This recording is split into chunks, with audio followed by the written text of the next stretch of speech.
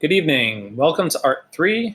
I just wanted to introduce myself. My name is Mr. Uttendorfer. I will be your student's Art 3 teacher this year, and hopefully will also be their AP teacher next year. I teach both of the courses here at Garden City High School.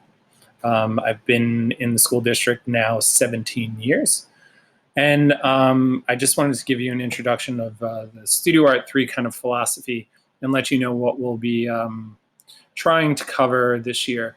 Of course, my preferred communication way is through Google, but you can always email me at uttendorfers@gcufsd. Extra help.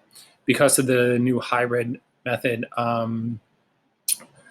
I need to make sure that I have enough space in the room that I'm working in. So I'm just going to request students, if they do need extra help, to request it on Google. We'll set up a good time to do that. And if at all possible, set up maybe even a Google Meet and do it virtually if students are home and not present in school that day. So I'm going to try to be as flexible, and hopefully you'll be as flexible too with the extra help sessions. I'm also an exhibiting artist. I work with the Babylon Village Arts Council. I've had pieces at the Islip Art Museum. Okay, so Art 3 is really about the pre-AP. I treat it as a pre-AP to start my students thinking about the way to approach art and art making. It isn't so much about skill anymore. It is about kind of creating their own individual voice. Now, that's a really main component of the AP. So I want to try to prepare students, to start thinking in those terms, but do it on smaller scales. So we'll definitely be working in, the traditional things like color rendering, exploration of materials. Especially this year, we're going to have to deal with proper studio practices and really appropriate studio practices as far as shared materials and making sure that we're properly cleaning things and being sterile and very careful. If anyone doesn't really necessarily feel comfortable with sharing materials, I did put on Google Classroom a suggested materials list of things that, throughout the year, if we did have to share things that, obviously we would take special precautions, but if anyone didn't, there are a few items that would be useful to buy on your own. I'll definitely give the students advance notice that we're going to be moving into those so that it's not a cost straight up front.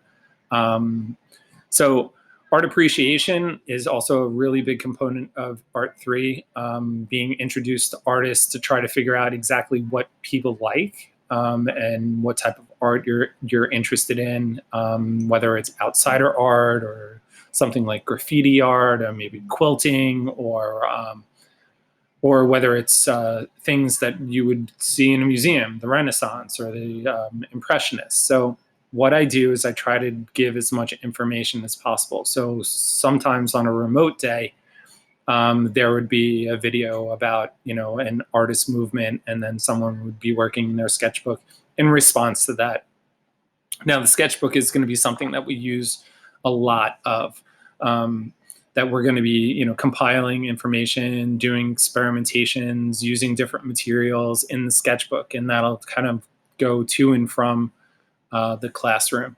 We won't necessarily just keep it in one place. So the standard art rubric is the way that we have adapted all of these things. This becomes the model for grading rubrics: knowledge and understanding materials, fulfillment of assessments, and then obviously effort.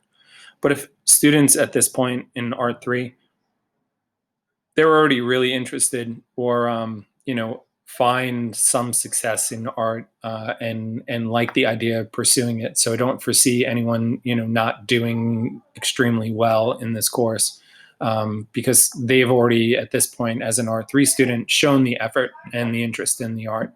What we'll also cover, like I said, on a lot of those remote days, an introduction into these different things. But I think contemporary art is a big thing, and kind of seeing where the arts are kind of going. Installation, the idea of, excuse me, the idea of craft and art, or art as craft.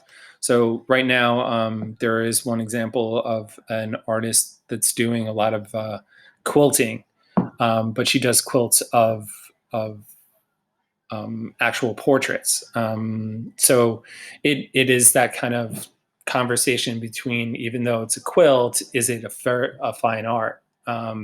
And we'll be discussing some of those kind of things. Then, of course, building a portfolio for college admissions, regardless of whether they're going for an art degree or whether they're just doing it as a supplemental portfolio. It's a really important component to make them stand out as a college applicant, to have an actual portfolio itself. And we start to develop that. And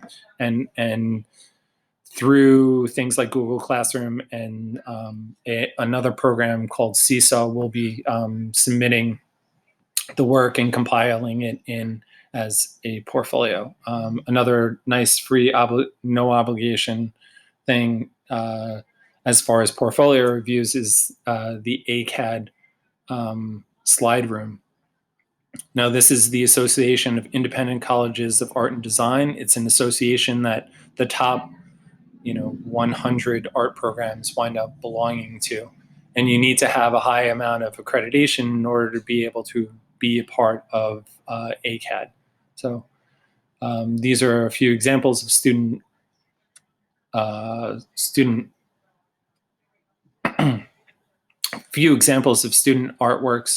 that were done over the past couple of years, whether it's done in the sketchbook or whether it's done on larger sheets of paper.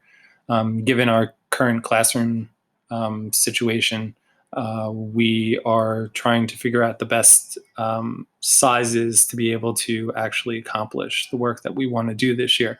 So again, like I said, the sketchbook, I think, is going to be a pivotal component within the art making. And so one of the other things that I've done previous years is an experimentation in a self-portrait series. And I think it's a really important thing for AP students to start developing the idea of doing series or runs, or things that kind of go from one to the next to the next, and working possibly on multiples at the same time, and then eventually coming up with something that looks like a body of work.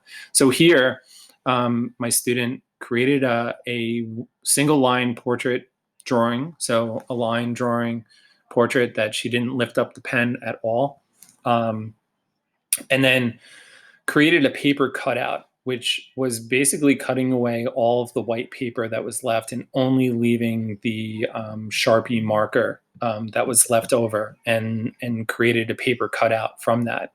But what was also left over was a stencil. And on the left-hand side, you'll see the actual stencil sitting on the surface, where she created an image using half of it on one side, kind of like a good and evil take on it. So doing a black, kind of pushing acrylic medium through the stencil itself, or spray paint, or some of the other materials that we have available. And I could give smaller portions that are safely contained and haven't been touched by anyone to be able to use. So some of the other things that I'm really thinking about as far as materials is that I really do want to expose students to as many materials as possible in the safest way possible. So we're still kind of working out the kinks, and through the entire art department, we have constant discussions on our best and safest practices. So then what this winds up leading up to is the third piece, which is the middle piece, and that stencil was then transformed into a portrait, and then worked with a variety of different watercolor materials to kind of make up the portrait. You can kind of see a similarity between all three of them, but each one has a completely indifferent look. So the idea is that what do I do with a portrait? How do I make it interesting? How do I make it dynamic? How do I change it from one piece to the other?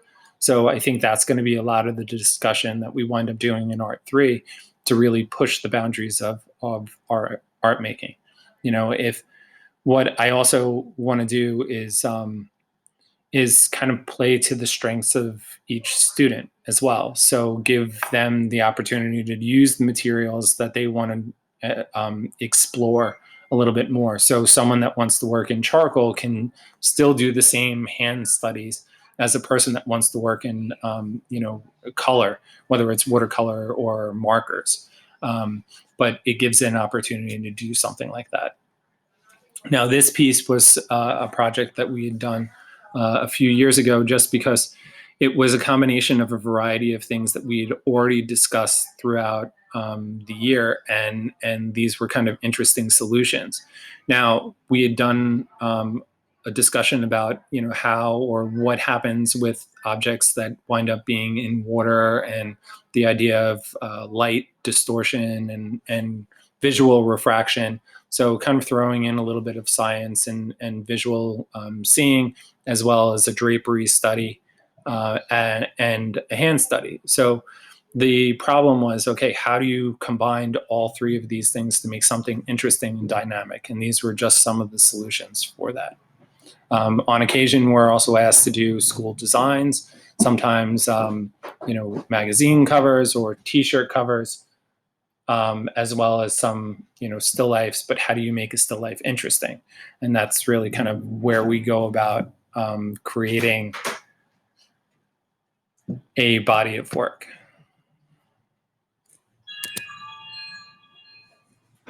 So I'll be available, I think, this evening. I will be available this evening.